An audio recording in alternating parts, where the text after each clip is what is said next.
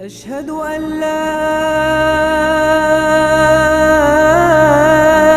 إله إلا الله.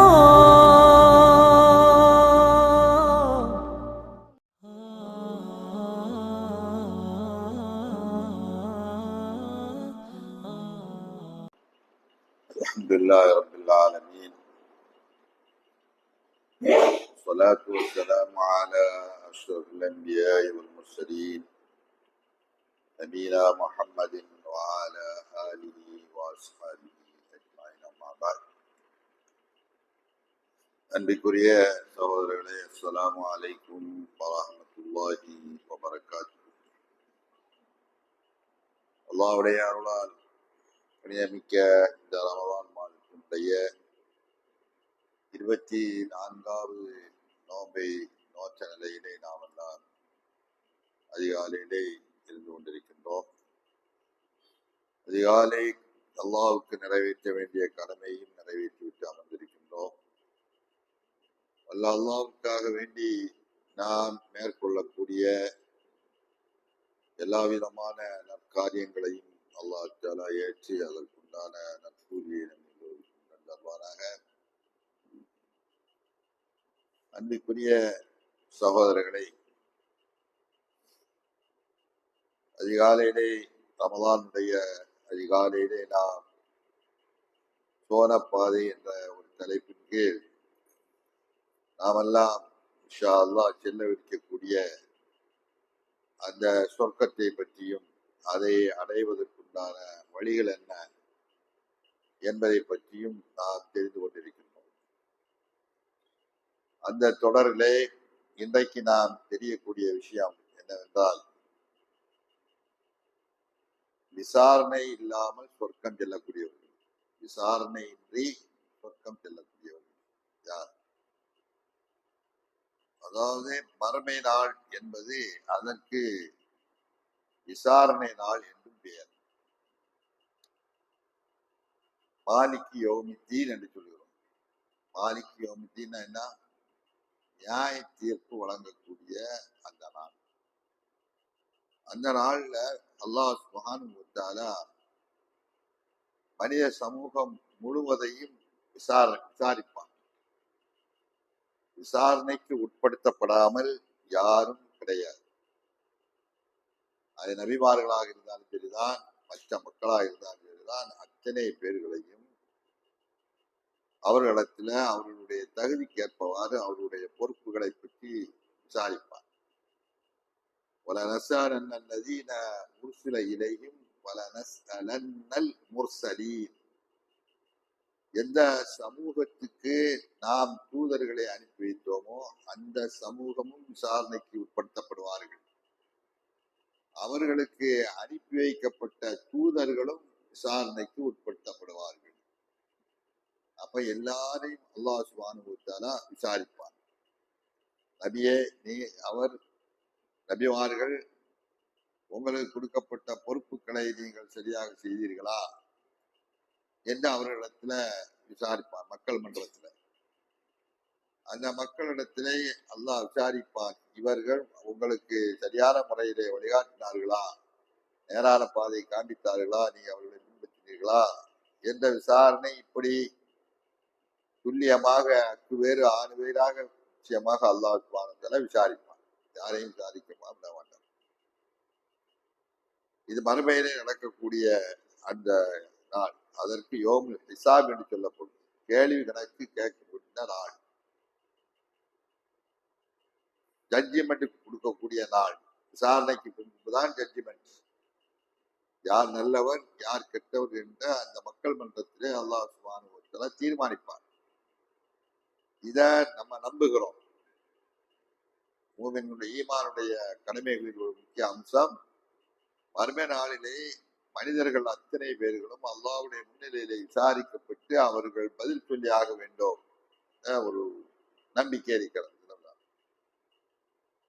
இந்த விசாரணையில இருந்து அந்த விசாரணை பரவாதியா இருக்கும்.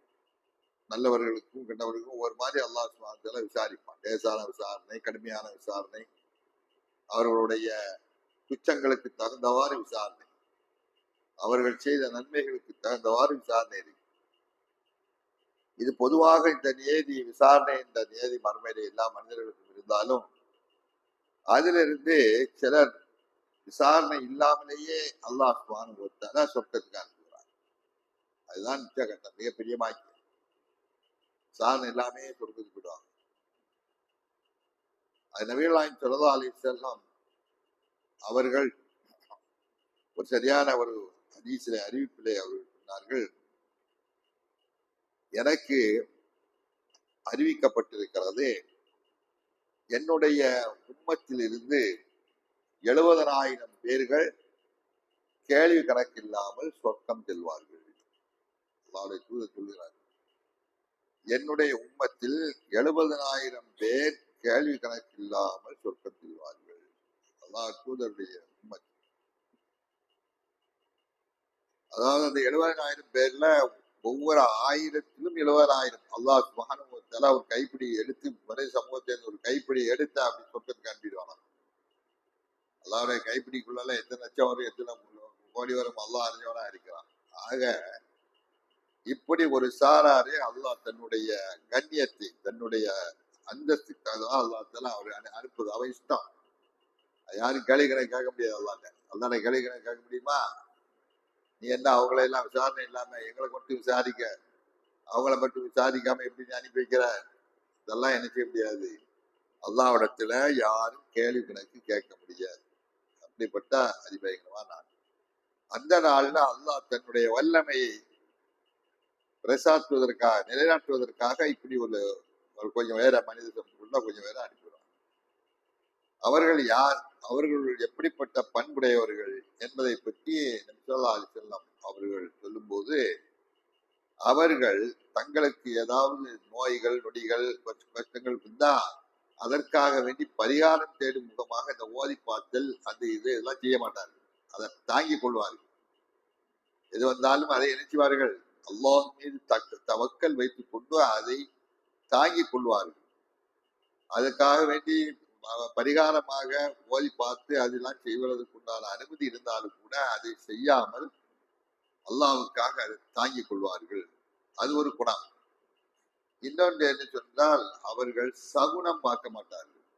சகுனம் பார்க்கறா இல்லையா? நல்ல காலம் கெட்ட காலம், வெளியில போகும்போது உள்ள வரும்போது சகுனம், பூனை குறுக்க போச்சா, அது குறுக்க போச்சா, காக்க கத்திச்சா, இந்த மாதிரிலாம் சகுனம், கெட்ட நம்பிக்கை. அந்த மாதிரியான தவறான நம்பிக்கைகள், மூட நம்பிக்கைகள் விட்டும் அவர்கள் பாதுகாக்கப்பட்டவர்கள்.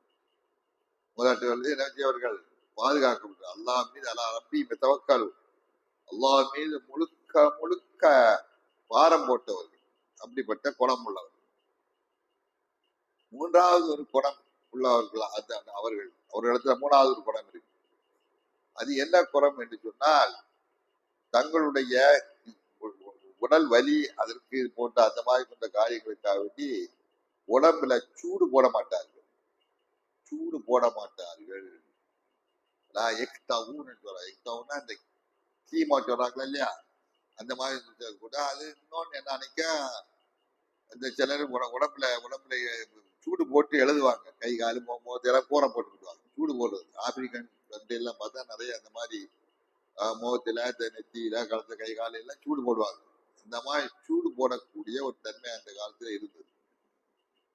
அப்படி சூடு போட மாட்டார்கள். இப்படிப்பட்ட இந்த குணங்கள் இல்லாதவர்கள், அதை விட்டு விலகி இருந்தவர்கள். அப்படிப்பட்ட தூய நம்பிக்கையில அல்லாஹ் மீது முழுக்க முழுக்க பாரத்தை போட்டு அல்லாஹ் மீது நம்பிக்கை வைத்து எதையும் தாங்கும் உள்ளவர்களாக நம்பிக்கையோடு வாழ்ந்திருக்கிறார்கள் அல்லவா, அப்படிப்பட்டவர்களுக்கு அல்லாஹ் சுப்ஹானஹு வ தஆலா என்ன செய்யலாம், அப்படிப்பட்ட குணமுள்ள 70,000 பேர். அதெல்லாம் எவ்வளவு கம்மியாப்பா. அப்படி அப்ப மக்கள் ரொம்ப கம்மி. இப்படிப்பட்ட நம்பிக்கை உள்ளவர்கள் எல்லாம் ரொம்ப குறைவானவர்கள். அல்லாஹ் மீது பாரத்தை போட்டு தாங்கி கொண்டு தாங்கும் சக்தி உடையவர்களாக உலகத்துல நம்பிக்கையோடு வாழக்கூடிய அந்த தன்மை உள்ள நபர்கள் ரொம்ப ரொம்ப குறைவு. அதனால தான் அல்லாஹ் தஆலா 70,000 சொல்லலாம். எவ்வளவு எத்தனாயிரம் கோடி பேர்கள் மக்கள் வாழ்கிறார்கள். ஆனால் 70,000 பேர் தான் எடுக்கலாம். அந்த 70,000 உள்ளேயும் ஒவ்வொரு 1000த்துக்கும் 70,000 இப்படி கணக்கு போட்டு சொல்லுகிறார்கள். ஹதீஸ்ல, சரியான ஹதீஸ். அது எப்படி அல்லாஹ் தஆலா தேர்வு செய்து அனுப்புவார் என்று அல்லாஹ்வுக்கு தான் தெரியும், நமக்கு தெரியாது. இந்த மாதிரி நபி ஸல்லல்லாஹு அலைஹி வஸல்லம் அவர்கள் இந்த அறிவிப்பை இப்படி கேள்வி இல்லாமல் விசாரணை இல்லாமல் சொர்க்கம் செல்லப்பார்கள், அவர்களுக்கு என்னென்ன குணங்கள் எல்லாம் இருக்கும் என்று அல்லாஹ்வுடைய தூதர் ஸல்லல்லாஹு அலைஹி வஸல்லம் அவங்க சொன்ன உடனே அந்த அவையில ரசூல் ஸல்லல்லாஹு அலைஹி வஸல்லம் அவங்களுடைய அந்த மஜ்லிஸ்ல ஒரு நபித்தோழர், ஒரு முக்கியமான ஒரு நபித்தோழர், நல்ல பிரபலமான ஒரு நபித்தோழர், இஸ்லாத்துக்காக தியாகம் செய்து அப்படிப்பட்ட நபித்தோழர்கள் ஒருவர். அவரு பேரு உக்காஷா, உக்காஷத்து மஹ்சன் என்று சொல்லக்கூடிய அந்த நபித்தோழர். அவர் அல்லாஹ்வுடைய இதை கேட்ட உடனே அவருக்கு கேள்வி இல்லாம போறக்கூடிய பாக்கியம் அல்லவா சொல்லி அவர் உள்ளத்துல பட்ட உடனே அல்லாஹ்வுடைய தூதர் ஸல்லல்லாஹு அலைஹி வஸல்லம் அவங்கள்ட்ட யார சொல்லலாம், நானும் அந்த கூட்டத்துல ஒருவனாக ஆக வேண்டும், அதற்காக நீங்க அல்லாஹ்விடத்துல என்ன செய்யுங்க, பிரார்த்தனை செய்யுங்க என்று சொல்றாரு. அல்லாஹ்விடத்துல பிரார்த்தனை, நானும் ஒருவனா ஆகணும், அந்த கூட்டத்துல கேள்வி கணக்கெல்லாம் போகணும் சொர்க்கத்துக்கு. அப்படி சொன்ன உடனே அப்படி கேட்ட உடனே அல்லாஹ்வுடைய தூதர் ஸல்லல்லாஹு அலைஹி வஸல்லம் அவர்கள் நினைத்தார்கள், உக்காசாவை நீனும் அவர்கள் அந்த கூட்டத்தில் ஒருவராக அல்லாஹ் தஆலா உமக்கு அந்த சான்ஸை தருவான், அல்லாஹ் உமக்கு அந்த பாக்கியத்தை அல்லாஹ் தருவான் என்று அந்த பாக்கியம் சான்ஸ், முதல் சான்ஸ் முந்திக்கிட்டார். இதெல்லாம் இல்லையா, முந்தின உடனே அடுத்த இதை கேட்ட உடனே ரசூலுல்லாஹ் அவருக்கு சான்ஸ் கொடுத்தாருன்னு இன்னொரு நபித்தோழர் இருந்துச்சு. என்ன சொன்னாரு, யாரும் சொல்ல எனக்கும் அந்த வாய்ப்பு கிடைக்க வேண்டும், கேள்வி கணக்கு இல்லாம போகக்கூடிய வாய்ப்பு எனக்கும் கிடைக்க வேண்டும் என்று அவர் கேட்கிறார். அல்லாஹ் அதுக்கு ரசூல் ஸல்லல்லாஹு அலைஹி வஸல்லம் அவர்கள் சொன்னார்கள், உக்காஷா உன்னை முந்தி விட்டார், உக்காஷா நினைத்து விட்டார், அவர் முதல் சான்ஸ் அவ்வளவுதான், ஒரு சான்ஸ் தான் முடிஞ்சது, அதுக்கு முன்னால இல்ல இருந்தது, அல்லாஹ் நாளை மறுமையில தான் தெரியும் என்று சொல்லிவிட்டார். ஆக அன்புக்குரிய சகோதரர்களை, நாமும் அல்லாஹ்விடத்துல பிரார்த்திக்க வேண்டும். நாம் அந்த கேள்வி கணக்கு இல்லாமல் சொர்க்கத்துக்கு அல்லாஹ் அனுப்பக்கூடிய அந்த மக்களுக்கு இருக்க வேண்டிய குணாதிசயங்கள் நம்ம இடத்துல இருக்கிறதா நம்ம கேட்கணும். நம்ம அல்லாஹ்ட்ட கேட்கிறோம், என்ன கேள்வி கணக்கு இல்லாம என்ன அனுப்புனா அவங்களுக்கு உள்ள குணாதிசயங்கள் அல்லாஹ் சொல்லியிருக்காங்க அல்லவா, அந்த குணாதிசயம் நம்ம இருக்குதா இல்லையான்னு சொல்லி நம்மளே தீர்மானிச்சிடலாம். கேள்வி கணக்கோட இருக்கும் போறோமா அல்லது கேள்வி கணக்கு இல்லாமல் போறோமா. ஆக எப்படி இருந்தாலும் நாளை மறுமையிலே அல்லாஹ்வுடைய முன்னிலையிலே எல்லோரும் கொண்டு நிறுத்தப்படுவார்கள். நல்லவர் கெட்டவர் எல்லோரும் அத்தனை பேர்களும் கொண்டு வந்து நிறுத்தப்பட ஆக வேண்டும். விசாரணை நாள் அது. இங்க கேள்வி கணக்கு இல்லாம சொர்க்கத்துக்கு போகக்கூடியவர்களாக இருந்தாலும் கூட அவர்களும் என்ன செய்யணும், நரகத்தை கலந்துதான் சொர்க்கத்துக்கு போகணும். நல்ல விளையினம். சொர்க்கத்துக்கு தகுதியானவர்கள் கேள்வி கணக்கு கேட்கப்பட்டு விசாரணைக்கு பின்னால் போகக்கூடியவர்களா இருந்தால், விசாரணை இல்லாமல் சொர்க்கத்துக்கு அனுப்பப்படக்கூடியவர்களா இருந்தால் எல்லாரும் இதை கடந்தா போறோம், இந்த நரகத்தை தாண்டி தான் போகணும். நரகத்தை தாண்டினா அதுக்கு மேல என்ன போடப்பட்டிருக்குமா, சொர்க்கத்துக்கும் ஒரு பாலம் போடப்பட்டு ஸிராத்துல் முஸ்தகீம், அந்த பாலத்தை கடந்துதான் போகணும். அதை கடக்காமல் யாரும் போக முடியாது. நபிமார்கள் உட்பட அதை கடந்தான் போகணும். அல்லாஹ் சுப்ஹானஹு வ தஆலா அதை குர்ஆனில் சொல்லிட்டான், வஇன் மின்கும் இல்லா வாரிதுஹா, உங்களை ஒவ்வொருவரும் அந்த அந்த நரகத்தை கடந்துதான் வந்துதான் பார்த்துதான் போகணும். அவர்கள் நல்லவர்கள் மின்னல் வேகத்தில் கடப்பார்கள்.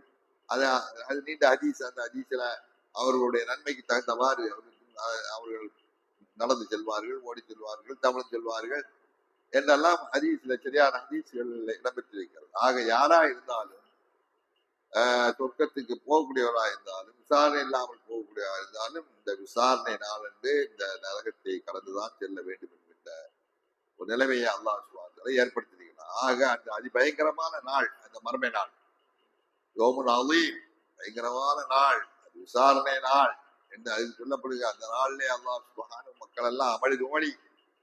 அப்படிப்பட்ட அந்த நாள்ல விசாரணைக்காக வேண்டி காத்து நிற்கக்கூடிய அந்த மக்களுக்கு எவ்வளவு பெரிய கடுமையான உஷ்ணமும் வெப்பமும் இருக்கும் என்றெல்லாம் சொல்லப்பட்டிருக்கிறது.